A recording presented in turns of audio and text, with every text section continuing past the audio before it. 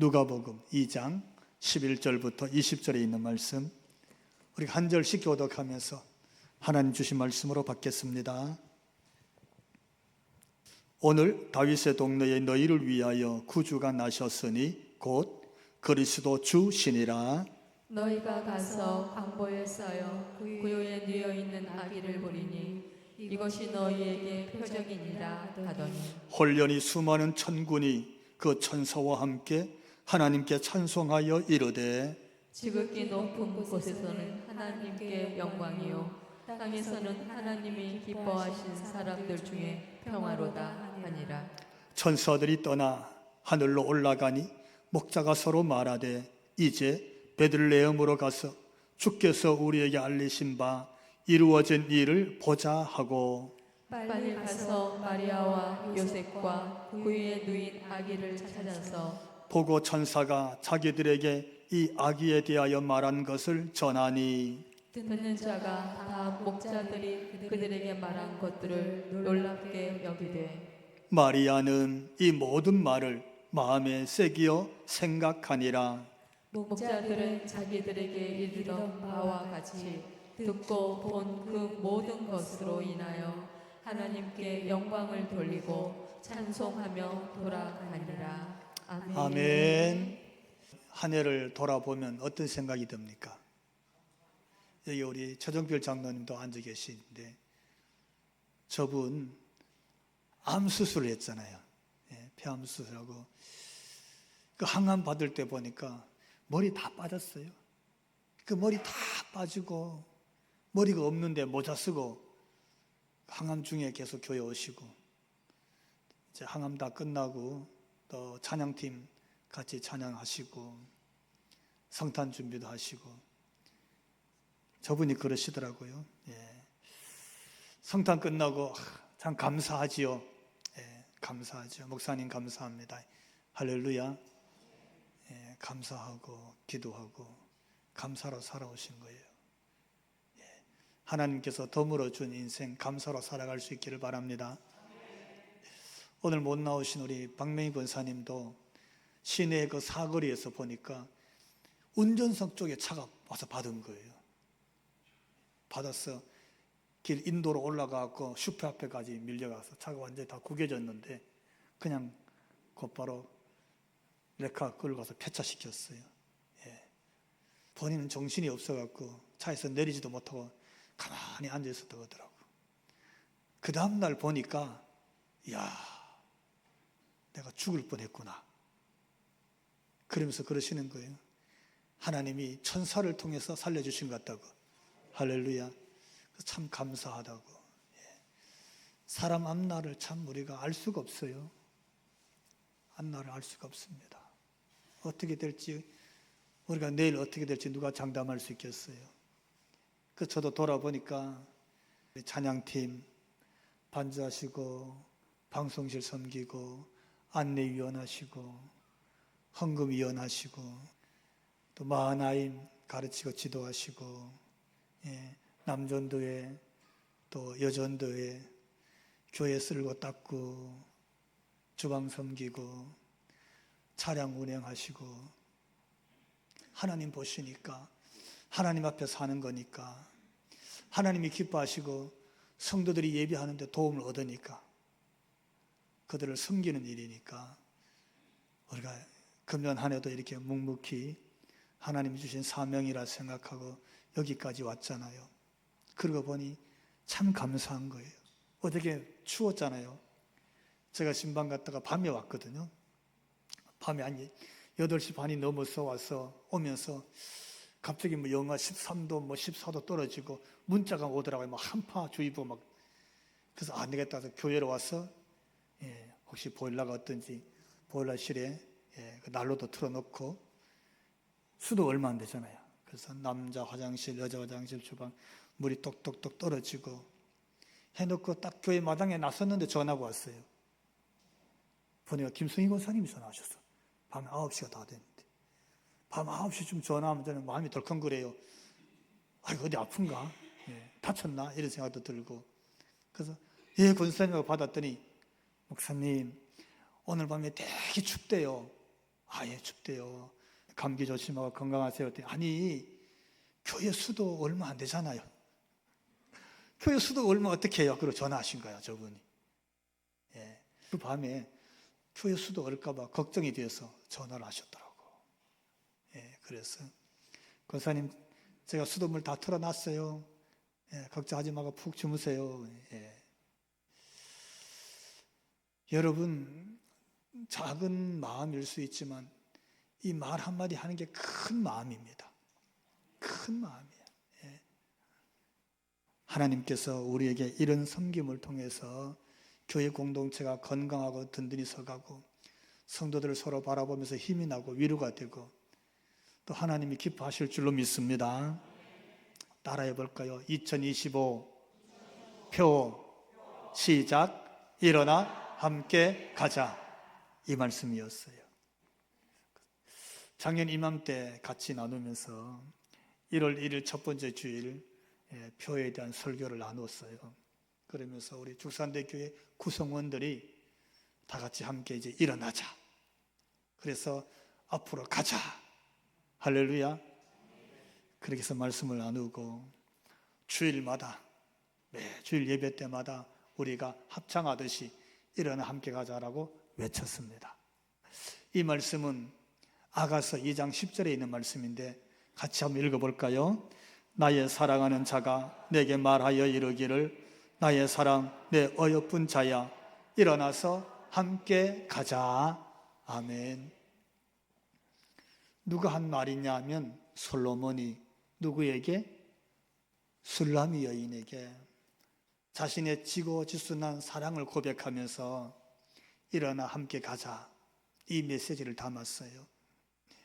단순히 솔로몬의 고백이 아니고 하나님 말씀으로 이것이 기록될 때 이렇게 전하고 있어요.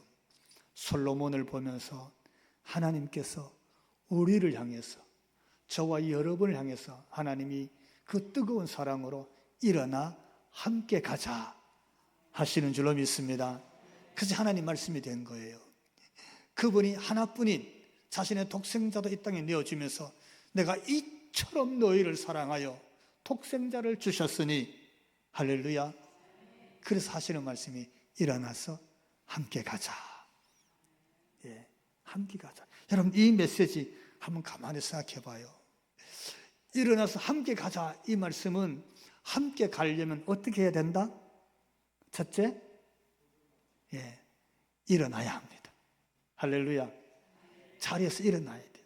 일어나지 않고 함께 가기는 어렵습니다. 불가능합니다. 어디서 일어나야 됩니까? 있는 자리, 자기를 얽어맸던 옛자리, 움직이지 못하도록 마치 쇠사슬처럼 무겁게 자신을 억눌렀던 것, 이런 것에서부터 일어나야 되는 거예요.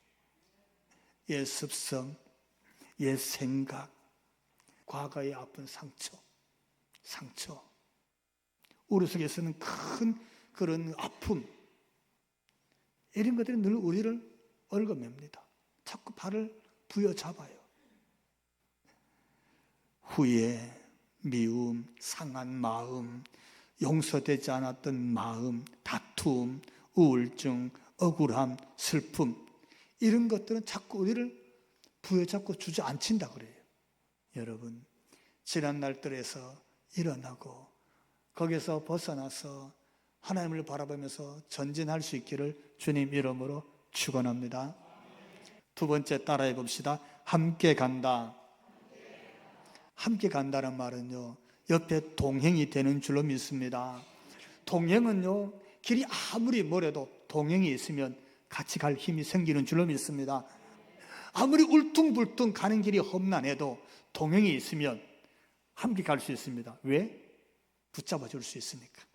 힘들면 기댈 수 있으니까. 도저히 걷기가 힘들어하고 아프면 부축돼 주니까. 쉴 때도 같이 쉬고 걸을 때도 같이 걷고. 그게 동행입니다. 그렇잖아요. 일어나서 어떻게? 함께 가는 거예요. 걷기 힘들어하면 좀 기다려주는 거잖아요. 좀 기다려주는 거지. 왜? 힘든 사람이 있으니까. 아파하는 사람이 있으니까 좀 기다려주는 거예요. 그때 함께 가는 겁니다. 그러면서 같이 가야 그게 동행인 줄로 믿습니다. 성경이 그 말 하는 거예요. 하나님께서 야, 일어나서 같이 가자. 하나님 마음인 거예요. 아버지의 마음인 줄로 믿습니다. 또 일어나서 함께 가려고 그러면 어떻게 가야 돼요? 세 번째, 따라해 봅시다. 같은 방향을 봐야 한다. 방향이 같아야 돼요. 아무리 잘 가는 사람, 아무리 든든한 사람, 아무리 능력이 많고 아무리 배운 게 많은 사람도 방향이 같지 않으면 같이 갈 수가 없어요. 한 사람은 오른쪽, 한 사람은 왼쪽이면 가면 갈수록 거리가 멀어져요. 같이 가는 게 아니에요. 동행이 아니에요. 그렇잖아요. 동행, 같이 가는 건 같이 바라봐야 돼요. 이 사람이 앞을 보고 있네. 나도 앞을 봐야지. 같이 가는 이분이 이제 왼쪽을 보네. 같이 왼쪽을 보는 거지. 시선을 맞추는 겁니다. 이게 무슨 뜻이냐면 그 사람과 가치를 맞출 수 있어야 돼요. 의미와 목적을 맞출 수 있어야 돼요. 하나님께서 일어나 같이 가자 그러는구나. 하나님이 기뻐하시는 뜻이 뭘까? 하나님이 기뻐하시는 가치가 뭘까? 하나님이 원하시는 목적이 뭘까? 하나님의 뜻은 어떤 것일까? 이걸 맞추는 거예요. 세상에서도 왜 눈높이를 맞춘다는 말이 있잖아요. 교회가 이렇게 보고 가는구나. 하나님, 제가 하나님 기쁘신 뜻을 알았어요. 그 뜻에 우리가 남전도에도 여전도에도 이쪽 줄도 이쪽 줄도 같이 맞춰서 갈 때 그걸 일어나서 함께 동행해서 가는 것인 줄로 믿습니다. 그렇게 가는 거예요. 자, 근데 저는 오늘 옛날 나를 얽어매고 있는 것에서부터 내가 일어난다. 그리고 동행한다. 함께 간다. 그리고 같은 시선, 같은 가치관을 회복하도록 한다. 그랬을 때 어떻게 하면 이렇게 될까? 어떤 시선으로 봐야 같은 가치관이 되냐는 거죠. 어떤 시선으로 봐야 같은 의미를 찾을 수 있냐는 거예요. 어떻게 일어나야 같이 일어나는 것이고 어떻게 가는 것이 동행하는 것이냐. 좀 구체적으로 그것을 오늘 묵상하게 됐어요. 그걸 퀘스천으로 딱 던져놓고 하나님 말씀하옵소서. 어떻게 가야 같이 가는 겁니까? 뭘 보고 가면 좋겠어요? 그럴 때 제가 첫 성탄절에 있었던 말씀을 또 보게 됐어요. 오늘 본문의 말씀인데 오늘 본문의 말씀을 보면서 하나님이 우리에게 던지는 하나의 메시지가 보였어요. 그게 뭐냐면 따라해 봅시다. 너희에게 표적이니라. 이게 표적이야. 눈에 보는 롤 모델이야. 기억해라. 잊어버리지 마라. 요것 보고 그렇게 일어나고 요것 보고 같이 가고 요것 보고 어떻게? 시선과 가치와 목적을 가져라. 할렐루야. 딱 표적으로 사인으로 딱 보여주시는 그 말씀이 오늘 본문에 있어요. 하나님께서 천사를 보냈어요. 천사들이 내려왔어요. 그 천사들이 하나님이 주신 표적이다 하고 말씀하시는 거예요. 그게 오늘 본문 12절에 있는데 같이 읽어봅시다. 너희가 가서 강보에 쌓여 구유에 누워 있는 아기를 보리니 이것이 너희에게 표적이니라. 아멘. 이게 표적이라는 거예요. 하나님께서 천사를 통해서 말씀을 전해주셨는데 이것이 표적이니까 이걸 좀 보라는 거예요. 여러분, 우리가 표적을 놓치는 일은 없기를 주님 이름으로 기원을 드립니다. 표적을 놓치지 말아요. 표적. 뭐가 표적일까요? 표적이 뭘까 하고 제가 좀 찾아봤어요. 그랬더니 표적이라는 원어가 세메니온이라는 헬라어를 쓰고 있었습니다. 세메니온은 말은 표시, 증거, 이적이라는 뜻인데 이것을 세메니온이라 쓸 때는 이 이적, 기적 또는 표시, 사격하잖아요. 사격할 때 관역을 놓고 총을 쏩니다. 관역에 붙어 있는 게 뭡니까? 그게 점수 표지판입니다. 표지판. 그걸 일명 표적이라고 합니다. 거기를 놓고 총을 쏩니다. 총을 쏘는 사수가 표적을 잃어버리고 총을 쏘면 총알은 딴 데로 날아가 버립니다. 어디로 간지도 못 찾을 수도 있습니다. 그리고 완전 엉뚱한 것을 맞힐 수도 있습니다. 그래서 총에 있는 가늠자를 잘 조준해서 총을 쏘는 사람들은 반드시 표적을 놓고 쏩니다. 그런데 오늘 번역을 표적이라고 그랬는데 이 세메니온이라는 말은 단순히 그런 표적, 눈앞에 있는 표시, 어떤 이적이나 기적 그 자체만을 말하는 게 아니에요. 그 이상의 의미일 때 세메니온이라는 말을 쓰는 거예요. 무슨 뜻일까요? 이게 이적이고 기적이다, 잘 봐라, 잊어버리지 말라 할 때 이걸 표적 세메니온이라고 그럴 때는 한 예를 들면 예수님이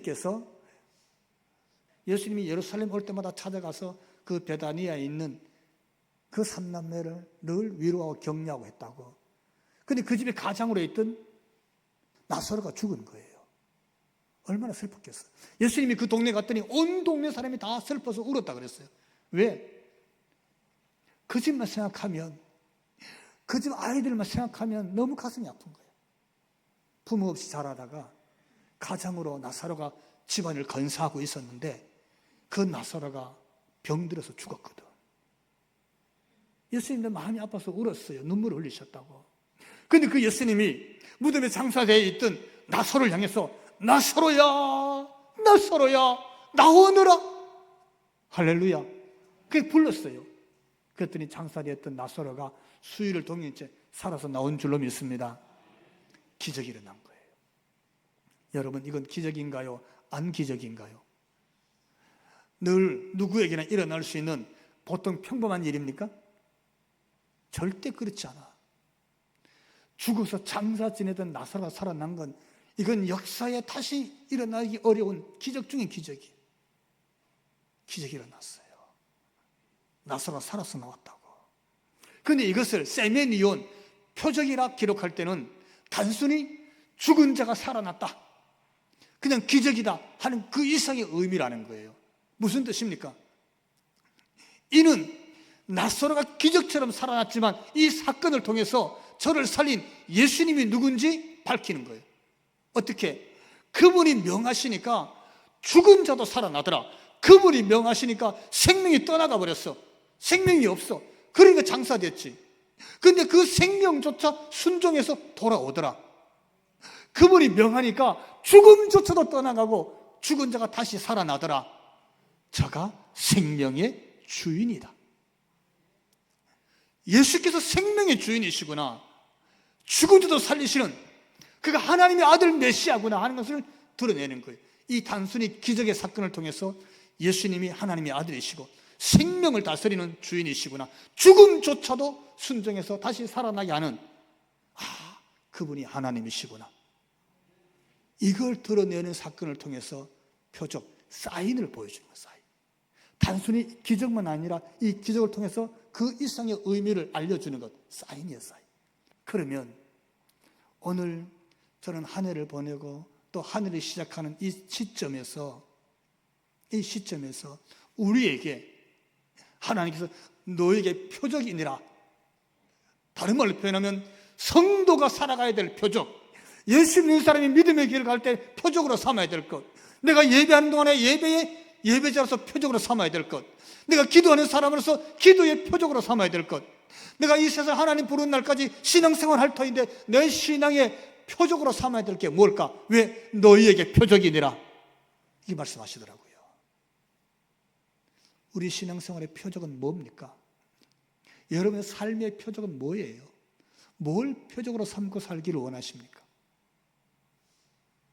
저는 오늘 본문을 보면서 하나님이 천사를 통해서 너에게 표적이니라, 이 표적의 사건, 곧 예수 그리스도를 말함에 있어서 목자들에게, 이 말을 듣는 청중에게 하나님은 두 가지 의미의 메시지를 던지시는 것 같아요.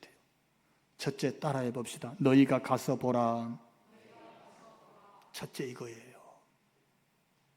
하나님의 천사가 와서 하나님 말씀을 전하는데 표적이야. 근데 그 표적을 어떻게 가서 보라는 거예요. 무슨 뜻입니까? 듣는 것으로 끝내지 않았어요. 듣는 것으로 머무르지 않았어요.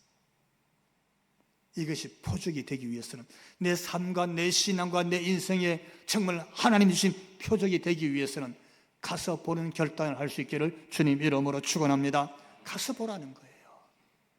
그것이 오늘 12절 다시 본문 읽어봅시다. 너희가 가서 강보에 쌓여 그 위에 누워 있는 아기를 보리니 이것이 너희에게 표적이니라. 아멘. 가서 봐라. 그때서야 뭐가 된다? 너희에게 표적이 된다는 거예요. 여러분, 신앙생활에 참 중요한 메시지입니다. 듣는 것으로 만족하면 안 돼요. 들어서 귀는 발달하는지 몰라도 신앙의 표적이 되기 위해서는 일어나서 가서 보는 결단할 수 있기를 주님 이름으로 축원합니다. 이들은요, 가는 게 쉽지 않았을 수도 있어요. 왜냐하면 들판에 있었어요. 자기 양을 지키고 있었어요. 그리고 밤이었어요. 밤에는 양들에게 목자가 더 필요해요. 밤에 양들은 자기를 지켜줄 자가, 목자가 없으면 아무것도 없어요. 어쩌면 양의 인생에 있어서 밤은 가장 위험한 때일 수도 있어요. 거꾸로 말하면 목자에게서 가장 중요한 시간이에요. 그런데 천사가 이 메시지를 던지면서 이것이 너에게 표적이 될 것이다. 그러니까 일어나서 가서 직접 봐라 그러는 거예요. 어떻게 하면 좋겠어요? 상황이 갈 형편이 아니잖아요. 일어나서 떠날 형편이 아니에요. 여러분, 양을 두고 들판에서 자리를 비운다? 불가능했어요. 거리가 얼마나 될런지 나와 있지 않아요. 짧을 수도 있겠지만 어쩌면요, 몇 리, 10리, 20리 될 수도 있었을 거예요. 근데 오늘 말씀의 핵심이 뭐냐면 가서 보라는 게 핵심의 메시지인 줄로 믿습니다. 가서 체험하는 거예요. 내 기준이 아니었어요. 그랬더니 2장 16절 같이 읽습니다. 빨리 가서 마리아와 요셉과 그 위에 누인 아기를 찾아서, 그 다음에 보니까 만나고 경배했더라 이렇게 나와요. 어디 갔어요? 지체하지 않았어요. 빨리 갔어요. 빨리 갔어요. 왜냐하면 예수님이 계시고 그분이 우리를 기다리는 곳이기 때문입니다. 여러분, 목자들이 궁궐로 간 거 아니에요. 그죠? 호텔로 간 것도 아니잖아요. 멋진 대리석에 있는 예루살렘으로, 예루살렘 성전으로 막 뛰어간 게 아니에요. 예수님이 계신 마구간으로 갔잖아요. 왜? 내 인생의 표적, 그분이 되시니까. 또 따라해 봅시다. 영광과 찬송으로 경배하다. 여러분, 이게 신앙의 길이에요. 신앙생활의 길이에요. 우리의 표적이야.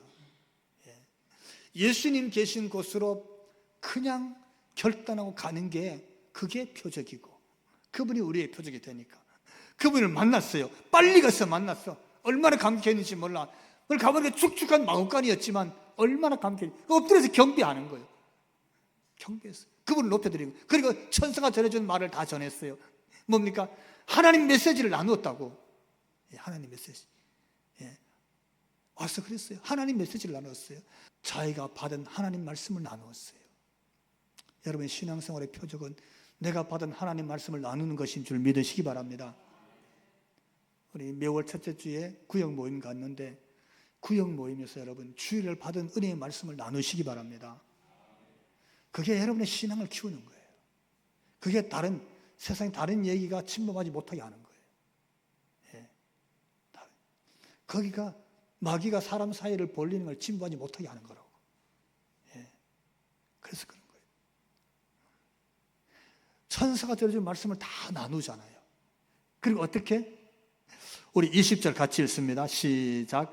목자들은 자기들에게 이르던 바와 같이 듣고 본 그 모든 것으로 인하여 하나님께 영광을 돌리고 찬송하며 돌아가니라. 아멘. 자기 삶의 자리로 돌아갑니다. 자기가 생활했던 자리, 들판으로 돌아갔어요. 양치는 자리로 돌아갔어요. 근데 어떻게 갔어요? 굉장히 중요한 거예요. 따라해 보시다. 하나님께 영광과 찬송을 돌리며. 여러분, 예수 만난 사람이에요. 천사의 고지를 듣고 마구간 큐에 누워있는 예수님 만난 사람들이에요. 하나님의 말씀을 듣고 그 말씀을 순종해서 빨리 찾아온 사람들이에요. 그 말씀에 기대와 설렘을 가지고 거기까지 왔던 사람들이에요. 예수님 만났어.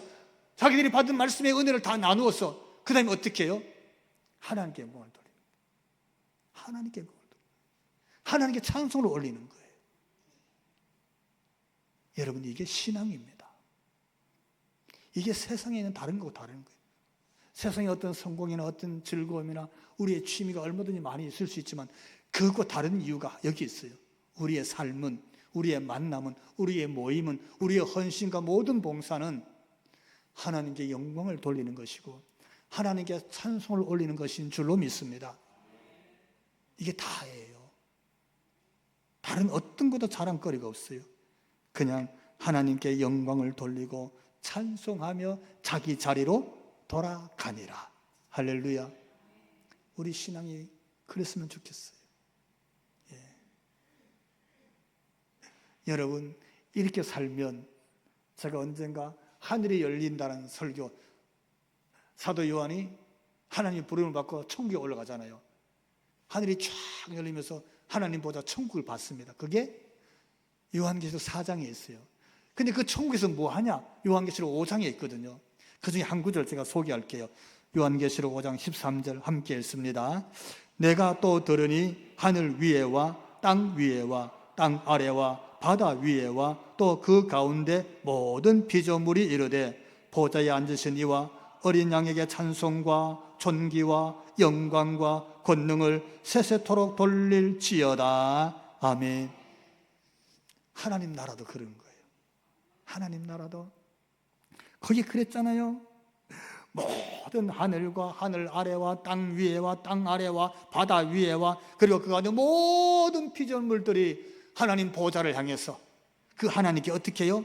찬송과 존귀와 영광과 권능을 세세토록 돌릴지어다 이러고 있는 거예요. 여러분, 거기가 천국입니다.